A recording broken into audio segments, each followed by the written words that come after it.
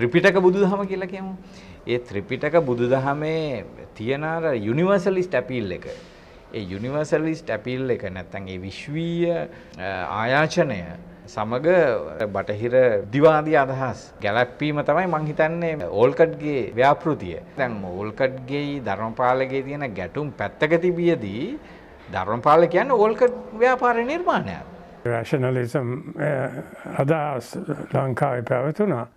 නමුත් ඕල්කට් තමයි හුඟක් දුරට ඒක දිගටම ගෙනිච්චේ. ධර්මපාලතුමා තමයි හුඟක් දුරට ඕක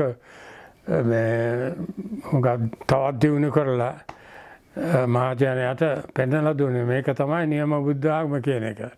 දැන් මේ දෙකේ ප්‍රතිඵලයක් වශයෙන් ලාංකීය සමාජයේ දියත් වෙන ක්‍රියාවලිය ඔහු හඳුන්වන්නේ සිංහල බෞද්ධයාගේ හෘද සාක්ෂිය අහිමි කිරීමේ නැත්නම් මෙය බිඳ දැමීමේ ක්‍රියාවලියක් වශයෙන්.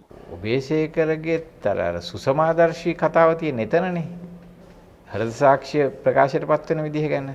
ඒකෙදී දුටුගැමුණු සංවේදීන ප්‍රශ්න ගැන මගේ මේ නිවන් අවබෝධ ගමනට බාධාවක් වෙයිද? එහෙම අහනවනේ ප්‍රශ්න. එහෙම දැන් අද අපි බැලුවොත් ඒ සිංහල බෞද්ධ තුල එහෙම ප්‍රකාශයටපත් වෙන්නේ නැහනේ. එහෙම ඇහෙන්නේ නැතිවීම ඔබේසේකර කියනවා හෘද සාක්ෂිය නොමැතිවීම පිටව ප්‍රශ්නයක්. ජාතක කතා පොත මූලික කොටගත්තු බෞද්ධ කතාන්දර ඇසීමේ සහ ඒවා අලුත් පරම්පරාවට කියා දෙමින් ඒවා ඉදිරියට ගෙන යාමේ ක්‍රියාවලිය අඩපණ වීම සහ ඒ අභාවයට යාම සමග ඇති සම්බන්ධය. ඒක අතකින් බලනකොට මේ බොහොම කනගාටුදායක මේ බ්‍රිතාන්‍ය යුගයේදී හුඟක් දුරට ඒවා නැති වෙලා ගියා මගේ හිතේ. අපේ ගම්වල තිබුණ බුද්ධ ආගම සම්පූර්ණයෙන් වෙනස් වුණා මගේ හිතේ. ඔය වෙනුවට ඇති වුණේ ප්‍රොටෙස්ටන්ට් බුද්ධ ආගම තමයි. නමුත් අපි ඌවැල්ලස්සට ගියාම පරණ සම්ප්‍රදාය තිබුණා. මගේ හිතේ ඒ පළාතේ තිබුණ බුද්ධ ආගම තමයි කලින් අනිත් තැන්වල තිබුණේ. ඒ පැත්තේ මිනිස්සු බොහොම විට